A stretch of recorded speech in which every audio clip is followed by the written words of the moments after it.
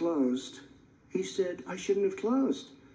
And that went on for months. What Nancy Pelosi said the same thing. She was dancing on the streets in Chinatown in San Francisco. But when I closed, he said, this is a terrible thing. You're xenophobic. I think he called me racist even.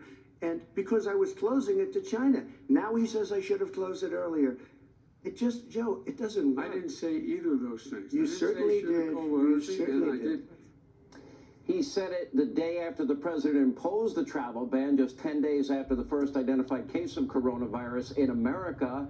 And he said it all throughout till almost the end of March. And by the way, Joe, in case you forgot, here's your own tweet when you literally called the Chinese travel ban hysterical, xenophobic, fear-mongering. Your tweet, your words.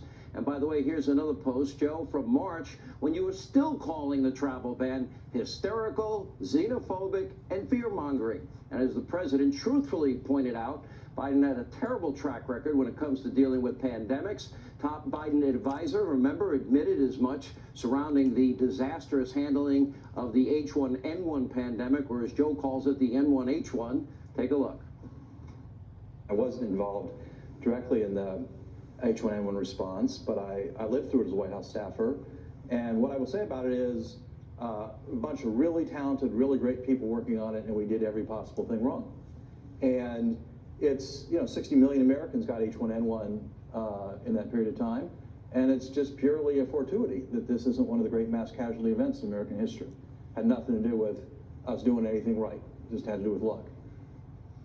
We did every possible thing wrong. That's lie number 2. We have a lot more throughout the hour, but time and time again, all throughout the night, the president did what the media mob has refused to do this entire campaign. He held Joe Biden 47 years, all talk, no action, accountable. Someone had to. The moderator certainly wasn't interested in a fair debate. By our count, she interrupted Trump nearly 30 times, Biden just 2. So it was President Trump who had to ask the tough questions, and President Trump debating 2 people as usual.